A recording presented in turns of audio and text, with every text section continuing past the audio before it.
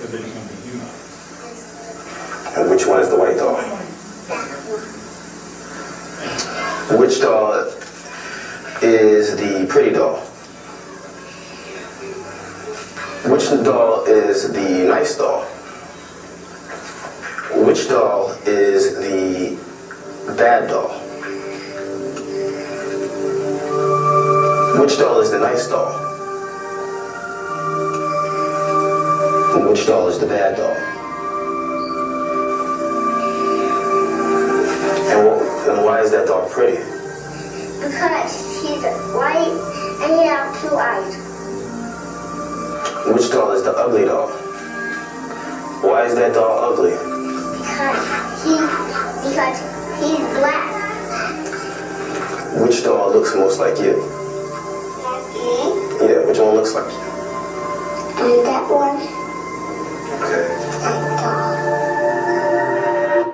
To say at this point, obviously we try to deal with these things at the university level, that there are people who are trying to deal with it much longer before they get there. My mom had a picture of her students on the cover of the Aojuki newspaper right after MLK Day with her kindergartners holding a sign that said nothing besides laundry should be sorted by color. And a group of kindergartners holding their banner, and they had a little MLK parade around the school. So people are working on this at all levels, but despite that, we're still here. Well, and then we bring up Beyonce. I'm bring it up later, but no, this is perfect time for it. Where the song Formation, which listen to the lyrics, watch and the video, it's running counter to what you see in the Clark doll test. It's saying, she likes that her man has a Negro nose. She likes that her daughter wears an afro. She's going to do all these things where it's kind of like, stop telling me it's bad. And it's also a response to the stuff that you would see on social media where, oh my gosh, Beyonce has all that money. Can't she do something with her daughter's hair? It's like, no, I want my daughter to have an afro. So it's getting into those things about bad hair versus good hair. There's a bilingual book that talks about it as well. It's pelitos in Spanish. It's pelo malo, so bad hair. And it gets to that issue of you don't have bad hair. Where for years it was taught, and even when, No.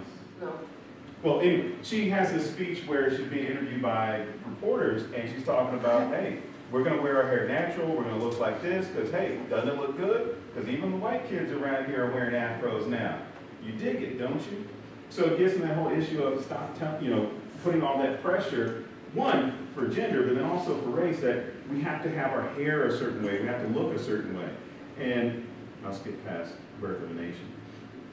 Because a lot of the imagery and images that have been put up there talk about either eliminate race, which eliminates people's identity, or it colonializes the race and then starts to redefine based off of negative perceptions and negative tropes. Got an assembly of different characters. You had the Hop Sings restaurant in Seinfeld. You had Mickey Rooney playing his character from Breakfast at Tiffany's. You have the Magpies. You have John Wayne playing Genghis Khan. You have Speedy Rodriguez and Slowpoke Rodriguez. You have Uncle Remus. You have all these images that are placed on there that start to minimize people's existence or stereotype and generalize them based off of those things. And you have also the aspect of whitewashing within Hollywood where ethnic or racially diverse roles are changed based off the actors. A friend of mine said that gods of Egypt should be called Straight Outta Scotland. Which I thought was great. I wanted to steal it. But you have all these characters here, Cleopatra, played by Elizabeth Taylor. And on a small scale, you look at it and say, well, it's not that big a deal. But when you start eliminating people's existence, their stories, things like that, it means that their color can't be added to the palette. You don't have a full picture of what's taking place. And one of the best examples of adding color to the palette was with Nichelle Nichols, Diane Carroll in the in the TV series Julia, where there's discussion of making somebody other than what we've been casting them forever. So Nichelle Nichols, in her role as Lieutenant Uhura in Star Trek, broke down racial barriers. They had the first interracial kiss on television with her and that guy that I don't mention. But the impression that you get from young children or people who were children at the time is, again, it's reinforcing or combating those issues that you would see in the Clark Doll test. You turn on television and you see people that are continuously mazed, domestic help, criminals, things like that, and then you have her, and George Takei is why I always forget about it, to include him. George Takei, where these two people, despite what James T. Kirk was doing, he was the captain of the ship, but those two ran the ship. She's the communications officer. Yes? That was the first interracial kiss on television too, wasn't it? On U.S. television, yes. Now, some places didn't air it, but then again, I didn't know that. it happened. Same thing with Nat King Cole. His television show was very popular, but it wasn't aired in the South because it was about this impression that people were going to get that you might get too many airs upon you. When I was a kid, I'm not going to give my age because I like it too much.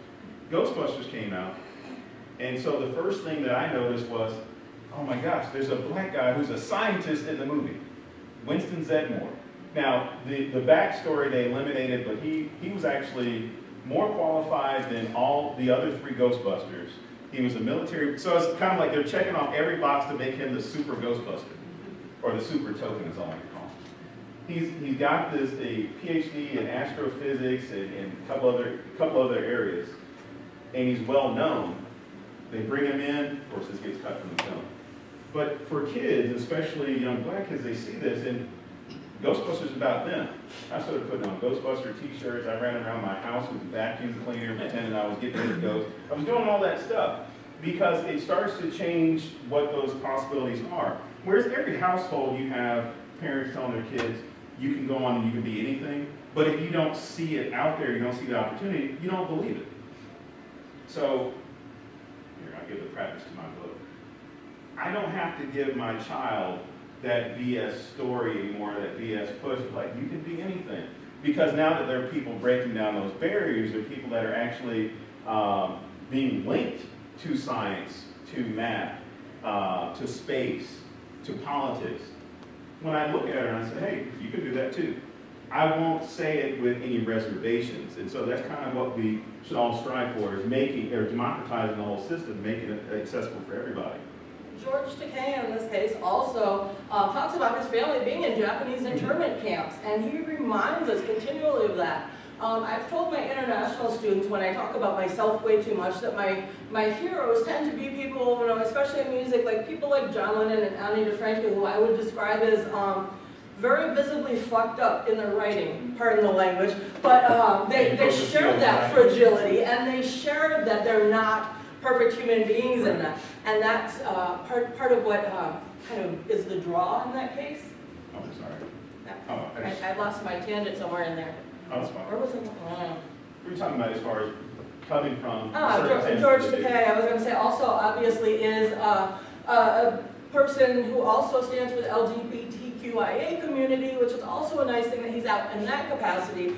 Some of my students don't know anything about the original Star Trek. They've only seen the new series and they know their movies.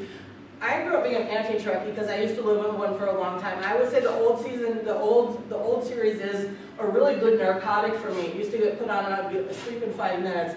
But because of the things that have come out of it, I have a great deal of respect for it. George Takei, in that case, reaches people that are otherwise unreachable.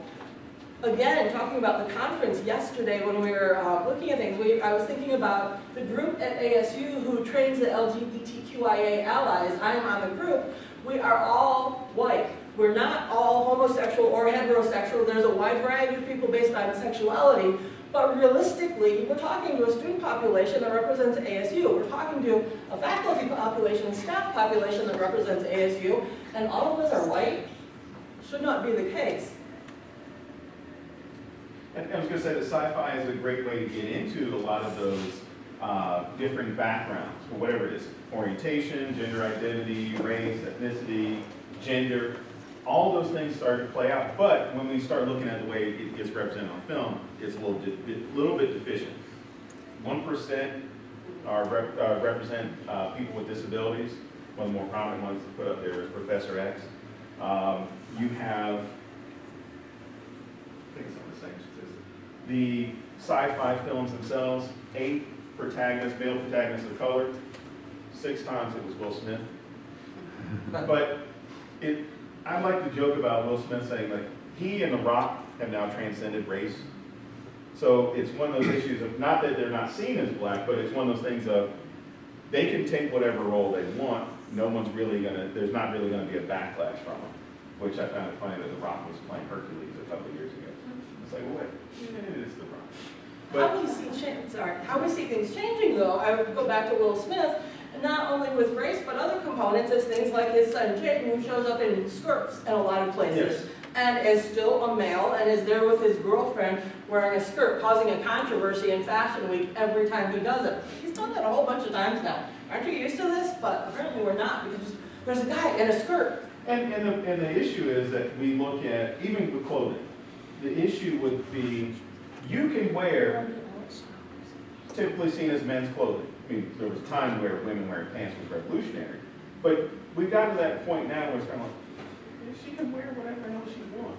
But we do still have that gender tab applied to women's, or almost that stain applied to women's clothing, where if a guy wears it, there's something wrong with it. Unless it's a kilt, then it's okay. It's the only place I can think of where women have a little bit more diversity. Women can wear a wider array of clothing without being pigeonholed as something, whereas if men put on a skirt, as soon as they do, there's a judgment somehow. Even with a kilt, you've got to be confident to rock a Pink kilt. is now coming around where it's becoming more accessible as far as the type of clothing, but then also it's becoming, it's less of a stigma for a guy to wear pink. One, because of the breast cancer community, and then also it's just pink. I saw some pink and black shoes on sale. It's like sort of my childhood I'm growing up. I'm like, we're at the Hit 9 Heart shoes. Did you get them? No, they weren't on this sale as much as I would like them to be. And they were still like $50. I was like, when am I going to wear these pink shoes? Like 2 days out of the year. But you also have the representation of the stories, the issues that are in place with Star Trek. They wove so much of the civil rights movement into their storylines, and racism and sexism for that matter. They wove it so much that people really couldn't tell what was going on. The older series, they have or the original series, they had an episode where there was an alien planet where one half had white on this side and black on this side, and the other half had black on this side and white on this side. And for the Enterprise was trying to convince them, like, there's nothing different about you guys other than you have color on this side and it's flip-flop. You guys are all the same. Why are you fighting? On the Next Generation, they had dealt with it a few times, but one of them was Lieutenant Worf there was this issue with the Klingon. See, we're going to start getting real nerdy now. There's an issue with the Klingon because he was only half Klingon. It was, who are your allegiances to? Same thing, I guess, with Spock in the original series and movies as well. But you see it in the era of sci-fi and comics where some of the stories start getting incorporated, where Malcolm X and Dr. King were the reason that we have an X-Men. You took the storylines of nonviolence, passive resistance versus self-defense, and then turned them into some of the biggest movie franchise, or one of the biggest movie franchises that there is, and comic book series that there is. You've got groups of people where there's something wrong with them, they're not being accepted in society. You have one guy that's fighting for them to be fully integrated, and you have one who says, you know what, let's just back up a little bit. Let's keep to ourselves. If they come at us, we'll respond. Self-defense would be necessary.